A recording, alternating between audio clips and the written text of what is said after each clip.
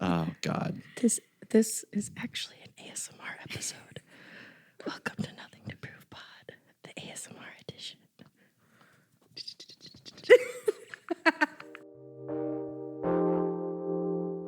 You got nothing to prove, nothing to prove. So textural. Okay, welcome. Thanks. This is Maddie Thies. Hello. Welcome. So happy to have you. Thanks. Thanks. I feel like this isn't going to be a real episode. I think it'll be fine. Okay. Okay. I want. Usually start. I can start. Yeah. Why don't you? Oh, why don't I? Hi. What's your deal? What? Okay, we're not letting it start. What? Why not? That was so charming. What's your deal? What's wrong with you? What's wrong with you? How long have you been playing bass? Forever. Forever. Yeah. That's true. I knew that question. Okay, let's start with what groups are you in? Because you're in several. Oh, you too play in many. several groups. Let's plug them out. Oh, Or you no, I'm can't going to remember forget them all. one. And then I'm going to feel bad. Okay, you have to. Okay, name a few. No. No. No. Okay, then we can go to when you started playing bass. Cool. Great question. Yeah. So I grew up like most preschoolers and everyone joined choir. And then I don't know where I saw someone playing a violin, but I begged my parents to put me in a school where I would learn how to play violin. And so they sent me to Ramsey International Fine Arts School Center, I think, which is now known as Justice Page. And they start everyone out on violin in the first grade. So I started on violin, but I was already a giant. And so I was like on a 3/4 as a first grader, and which means like you really only have like one size more to go. And so they're like, that's not going to work long term. What are we going to do with you? They said, what's your deal? You know? And so played that year, and honestly, I hated it. I was really bad. So everything was really squeaky. And all of my second grade year, I had Pat Kelly, one of the conductors there, who would like kind of follow me around. And she was always like, I see you as a bass player. I see you as a bass player. And it's probably just because that's the only instrument big enough for me. But did that all of my second grade year. And then finally, third grade, she said it. And I was like, fine, I'll try it. Just kind of like defiantly in a way. And then she set me up with the bass. And like within seconds, like, oh, this is kind of cool. I guess I could do this. Cool. And I just have never stopped playing. Right on. So since the third grade. Damn, that's sweet. Yeah. So when did you start gigging? By gigging, do you mean like band? Like my own band? Yeah, I mean, because I pretty quickly started in orchestras that even previous to switching to bass, they had everyone kind of do strings classes. And yeah, as soon as I switched to bass, kind of was already thrown in orchestras just because no one plays bass. There's a lot of job security in playing bass. So I think it was third, fourth, fifth grade, they start everyone in kind of like those really terrible orchestras. And then I added jazz band in the fifth grade. And that's when I added electric bass as well. So I guess like for shows, just like orchestra and band, or jazz band specifically, in like elementary school, my first ever band that I started, well, that's not true either. I don't even know. Music has been like, I've just always played. Did the whole like Christian rock band thing that everyone does, I feel like. I did that for a while, and that was like really early middle school, or I guess end of middle school as well. But it wasn't until high school that I started kind of forming groups outside of, I guess, other organized Yeah. things. Yeah. My first band was called Northern Pinnacle. It was a folk duo, and it did way too well for having no music out in the world. And this was like kind of pre-streaming. This was like when Pandora and like Groove Shark were like the only two things that had streaming. And so just kind of made everything work off of YouTube more or less. Cool. But yeah, that was my first encounter was, I guess, in high school, but just have always played, always had shows. Cool. Who was the duo With George Dornbach. Okay. Yeah. Who's in a band. I don't know if they have stuff on the internet, but his band now is called Fresh Milk. Good name. Yeah. Yeah, still kind of in that indie folk genre. Cool. So what kind of genres are you in? Are you kind of all over the place with all of your groups? Yeah, I do a little bit of everything.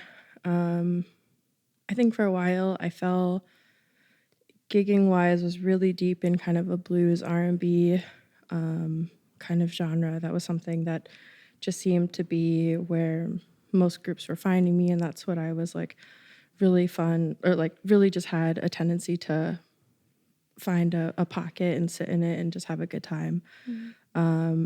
In like the last 2 years, I think my world has just opened up and everything's been kind of made more readily available to me, and I mean that in that kind of way. There's been a lot more opportunities that folks have come to me with kind of gig offers or groups. But yeah, I've done everything from like metal to jazz to just your run of the mill indie band. Yeah. So yeah, just Cool. kind of do it all. What's your favorite to play? I think it's always my favorite in the moment because I'm there and I'm like super present. I just kind of get hyper fixated on something. I think I make the joke that like playing bass has been like a lifelong hyper fixation, and there's just kind of this like endless energy for it in a way that I've never experienced for anything else. But definitely when I'm in the moment with every group, it's like there's a very different presence Yeah. to playing, that it's like this has my full attention in this moment. Cool. What's going on right now? Like what bands are really working right now? Like all of them. Yeah, everything's kind of insane right now.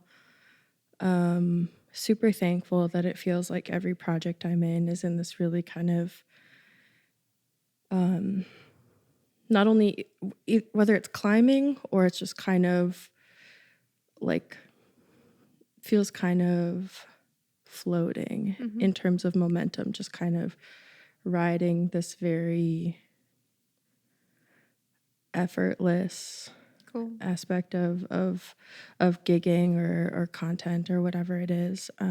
It's been, I don't know, it's just there was a lot of work to get things to a place of momentum, and obviously keeping momentum also takes a lot of effort. A lot of what I do for the bands that I'm in is I like to create like social media plans, or I like to envision kind of how do we build something. Cool. And there's a lot of structure to it, and sometimes it's an insane pace to keep.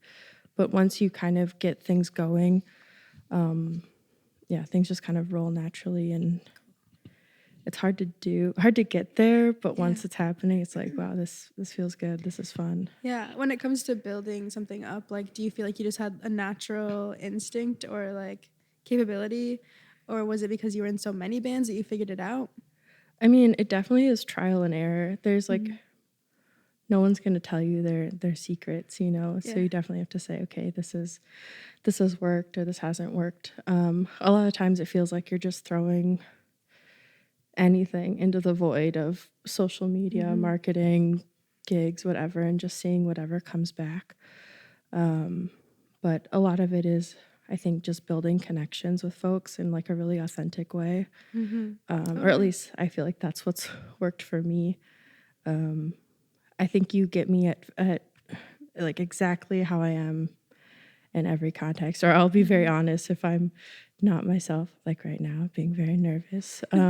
But you will know that it is my authentic self in that moment. Yeah. And I feel that way from like how I am on stage to being a goof in practice to like just every aspect of life. Like I'm not trying to be anything I'm not. Yeah. So I love that. I feel like, so Aurelio and I did an episode that we didn't publish where we just talk shit and like define success for ourselves. And my definition was something along the lines of like being authentic and like being proud of that. yeah. Do you feel like that's something that's always been natural for you, or is that hard for you sometimes? I think it's the easiest way to be. But I think that only because I'm not someone who has a lot of confidence, which is I think counterintuitive. I struggle a lot with the concept of like hyper visibility, which I think comes hand in hand with like climbing the music industry ladder in a way. I feel very seen, especially now, just kind of gaining momentum as like an individual musician, but also as someone who's just like very present in the gigging world.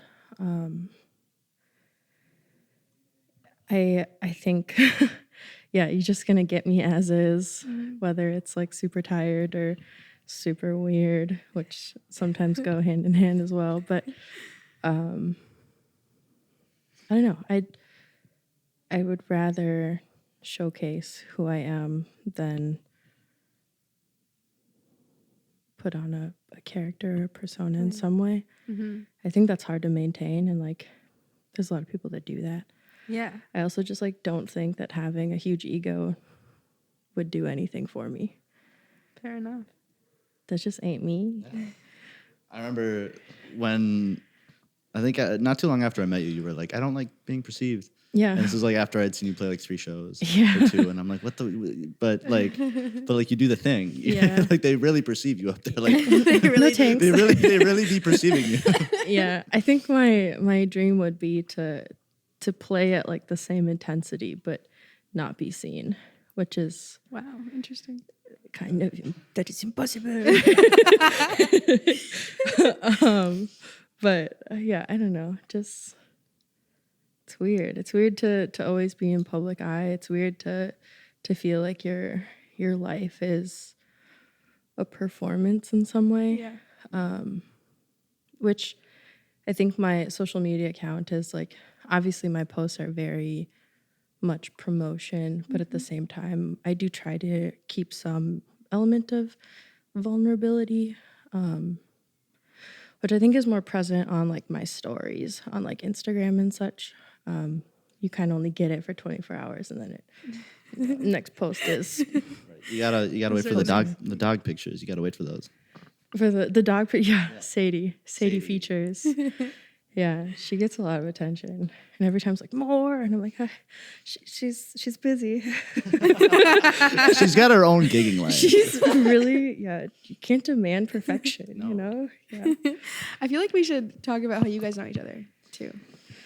yeah. Yeah, Context. I don't know. Dude. I did sound for a band one night last summer, and then went to a show of theirs just to say hey. And while I was there, they were like, "This is Maddie."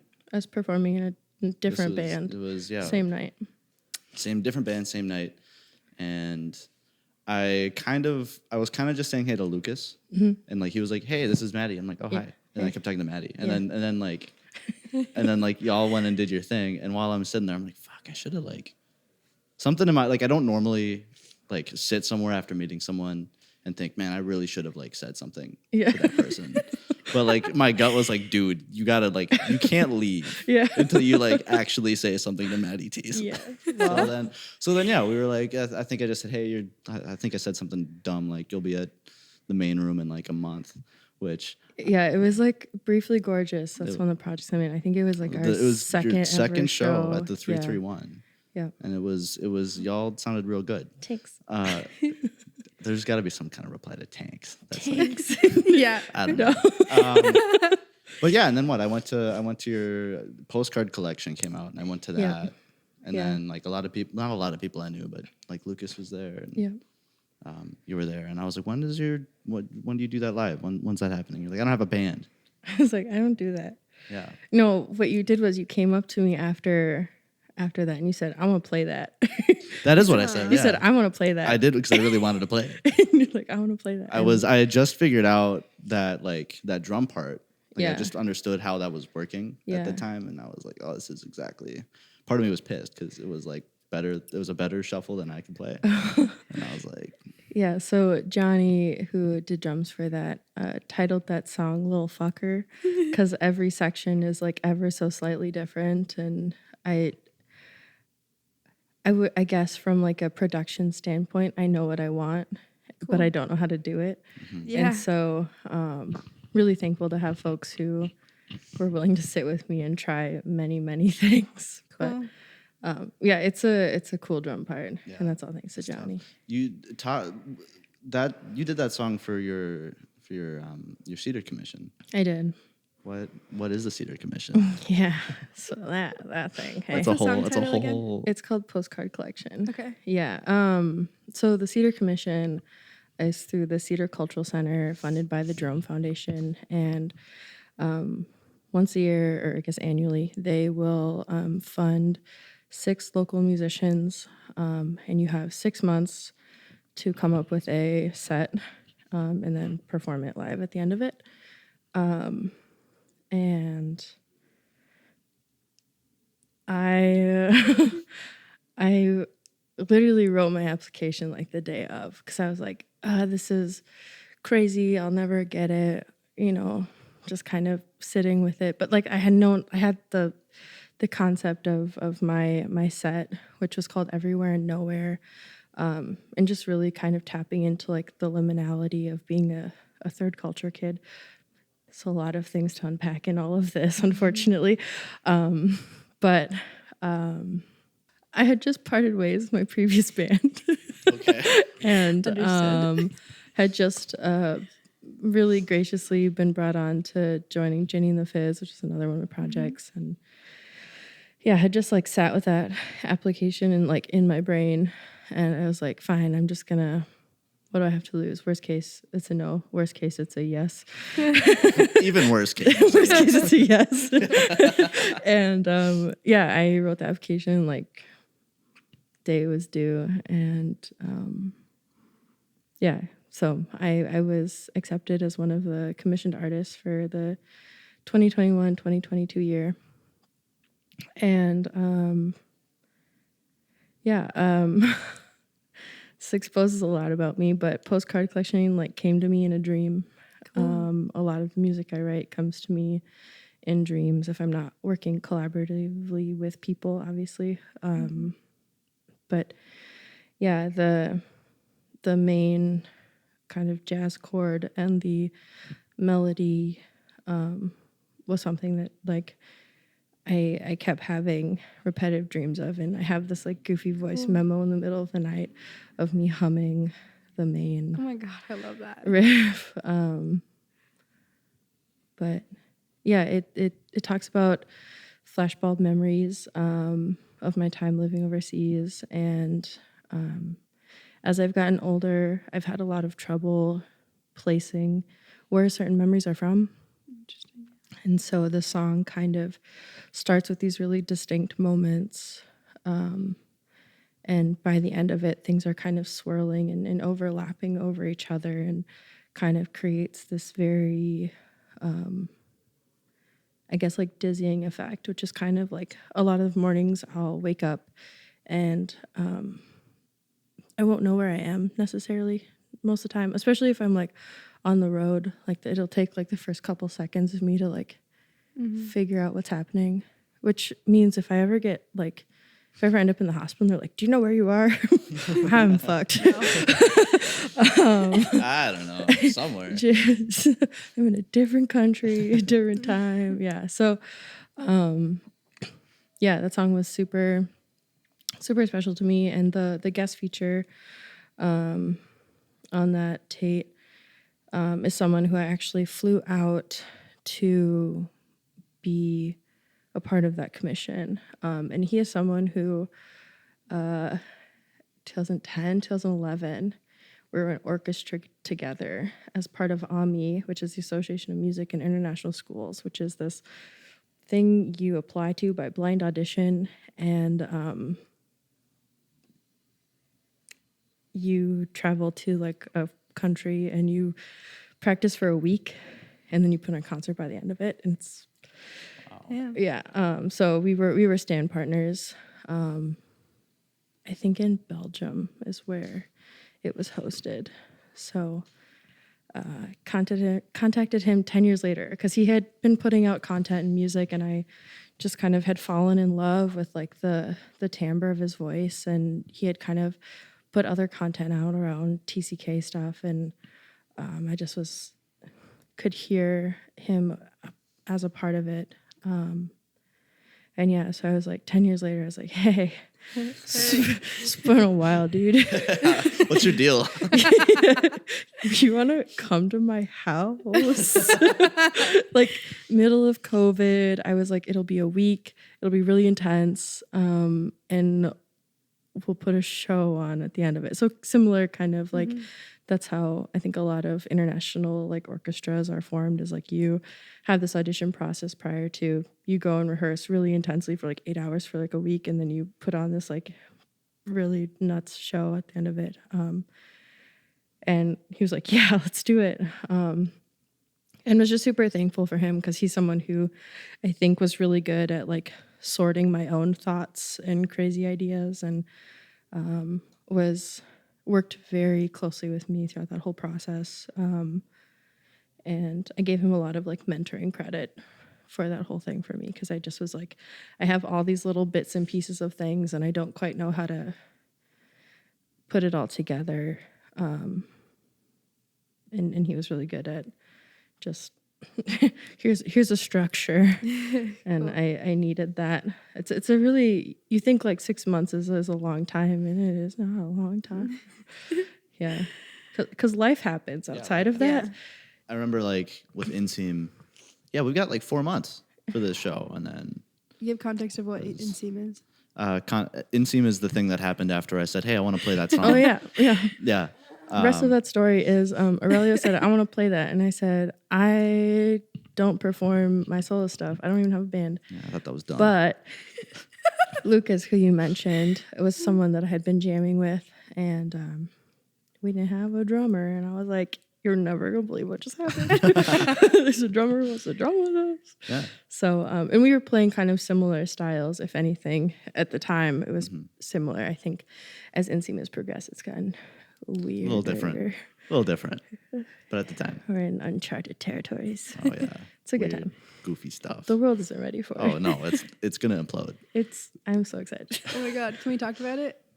It goes boom, bam, bop, bada bop, boop. Just like that. Bam, pow. Couldn't describe it any better. And then there's some weird like diminished 9 chord on top of it. And it's Beautiful. It's funky. Yeah, I think Aurelio has described my bass playing in that group as disrespectful. Super rude. Super rude. It's like not bass. It's bass. It's bass, but it's rude. I love it.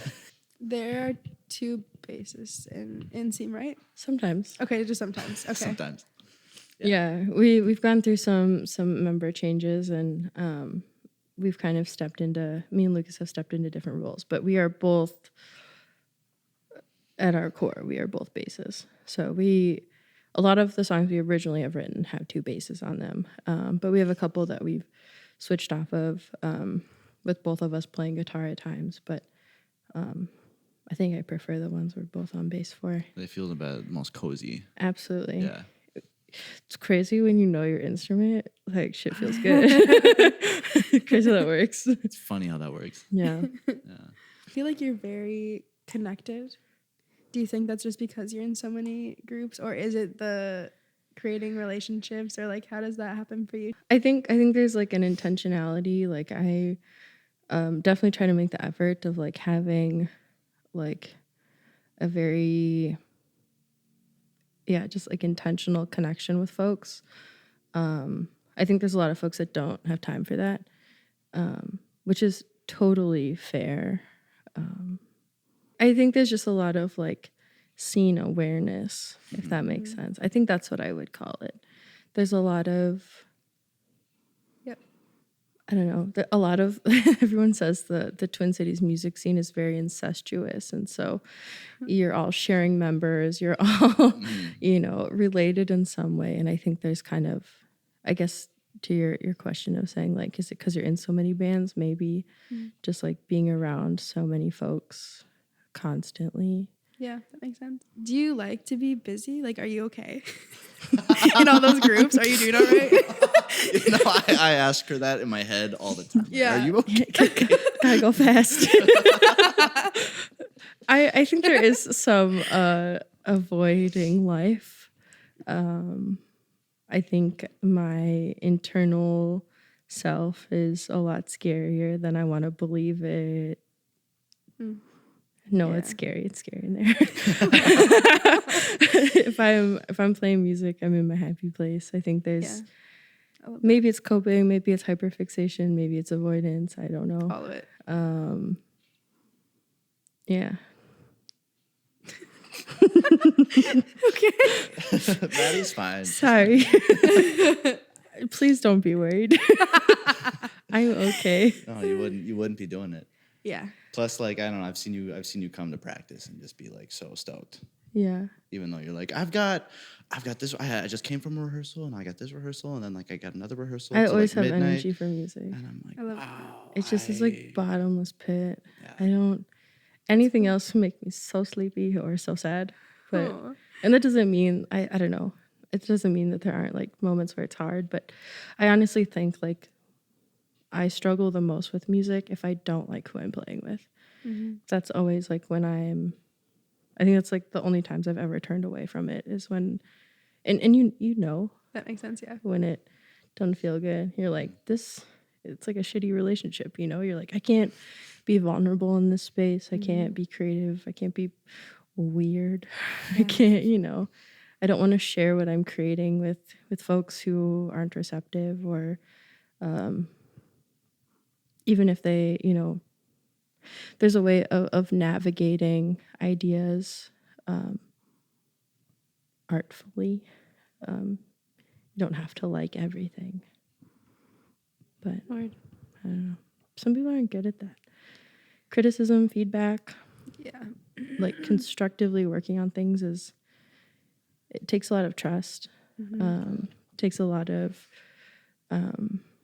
removing feelings from things, which is really hard when music is so Especially, personal. Yeah. Where do you want to see all of your bands end up? Is it like Madison Square? Is it like Letterman 2 when they clone him? Make another Letterman? I don't know. That's where I want to be. See, that seems like too much perceiving of too many people looking at me. That'll make me nervous. I'm not really sure. I think every project has like its own vision and maybe I feel differently because I feel like my personal music, like I don't see it as one being like a huge touring act, which is so funny being that all I do is like gig. That's the end of that sentence. Yeah, I think there's a different kind of like, I feel like my recorded music is very, like for my solo stuff, is very curated. And like what I put out in regards to making a thing, it is its final form as that recorded something or as that final product versus, you know, having something that's always stage ready, which I think also is why it's like I don't always write things that are very easy to perform. They don't always translate. Sometimes it's frustrating. Yeah. As someone who has performed things I have written, It's been frustrating. sometimes it takes a lot of work to. You know, that's why the fucker. Yeah, a little fucker. Little Yeah. fucker. No, it's, which I appreciate, and like I think it's really fun to write things that aren't easy, but I also think that comes from being a bassist, and like I don't want to just play the root note. Yeah. I want to do something weird. Played long enough. I played a root note so many times. I know how to do that. I want to play something weirder and different and It's rude. disrespectful. It's disrespectful. It's disrespectful. I think there's a time and place for a root note. I think there's time and place for silence. I think, you know, a lot of navigating music and especially as a bassist, which is like kind of known as like a supportive role. There's definitely moments and fills and like how you take space. And it's a very, I would say, listening oriented type of playing. But All right. Okay. Tell us how you define success. yeah, Yeah. you sent me this question.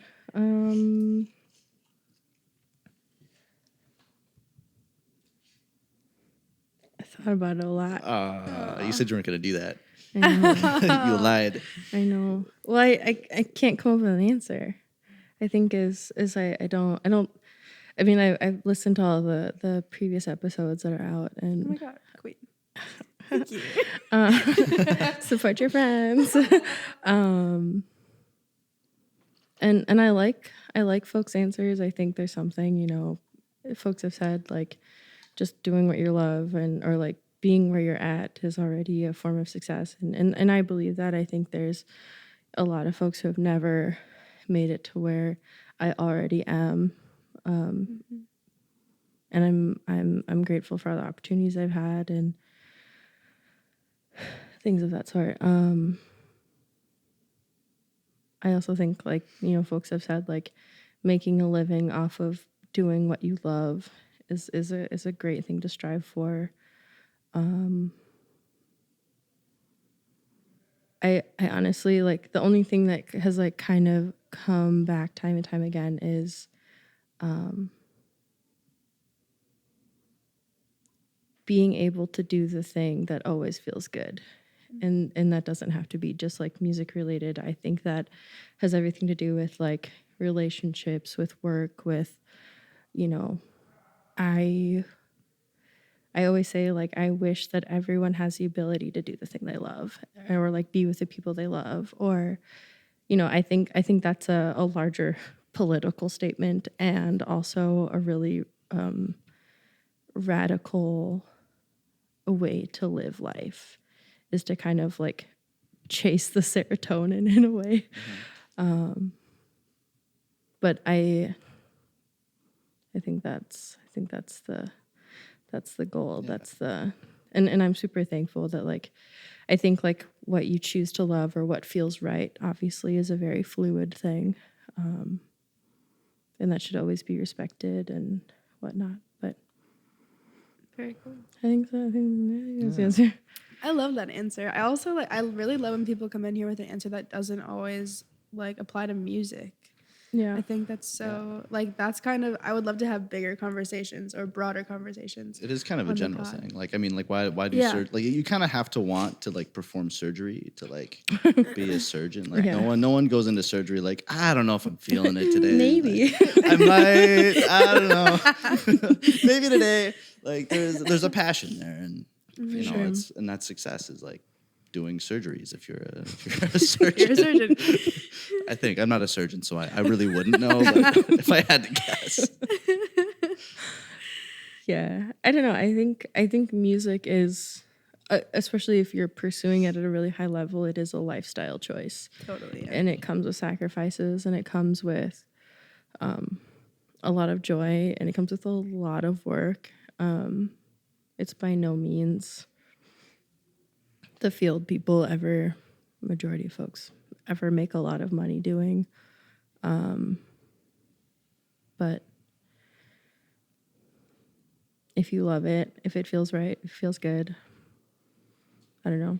That was, I used to work at manage a coffee shop, and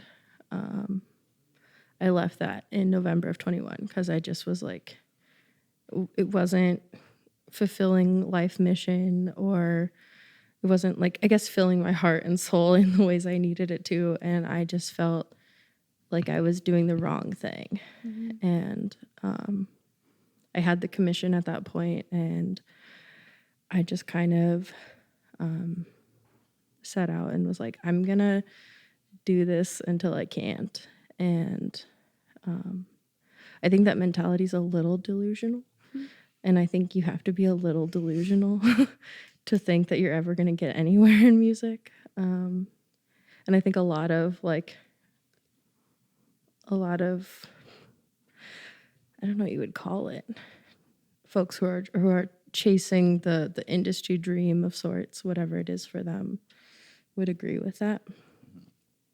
But I don't have many nights off, and that comes with its own pros and cons. But do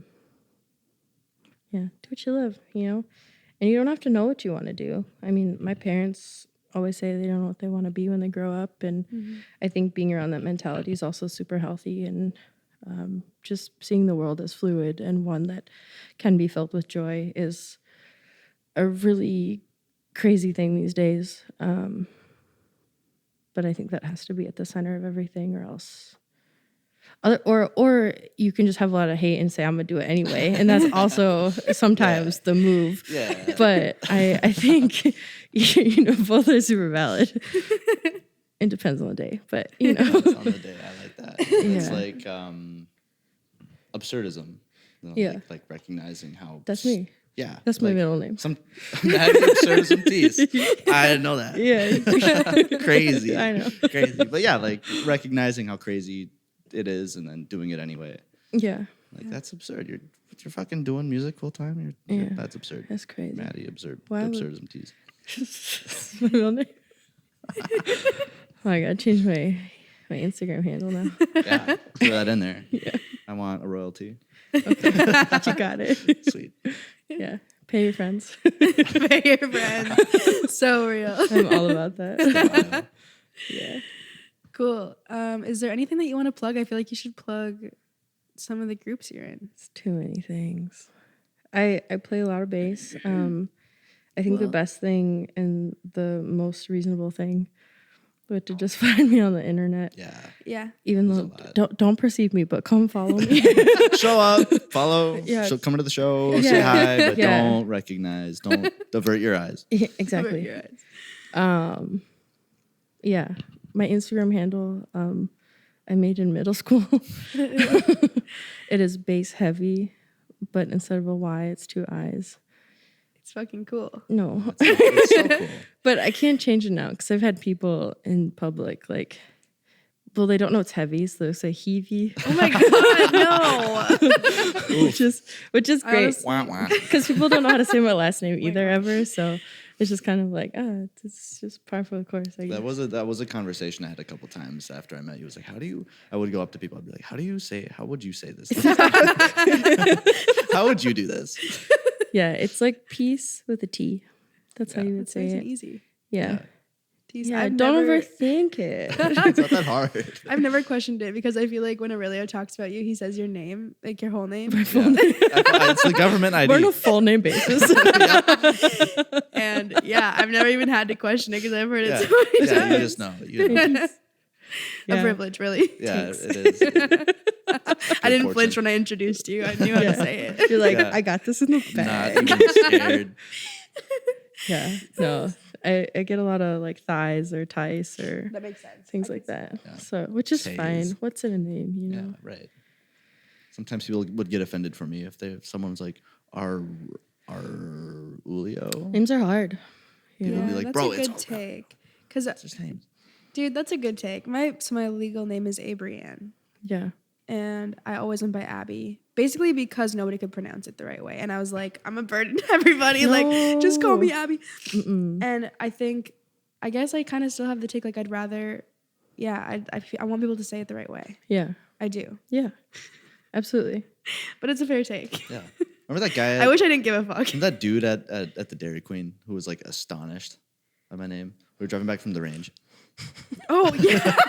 We were in like Cloquet and Aurelio. He's like, what's the name on the order? And he goes Aurelio, and he's like, wow, What? I've never heard of that before. Yeah, then he was like, "Can I like- try saying it?" It's both important, and also I recognize that it looks different Yeah. than how it's pronounced. Right. Gotta cut There's the people some slack. silent letters and the Yeah. vowels are swapped. And Right.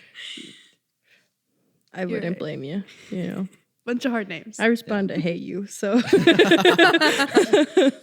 good times. Okay, anything else? No. Okay, cool. I think I feel good about that. Do you feel good about that? Sure. Okay, well, thanks for coming. Thanks. You got nothing to prove. I didn't know. Nothing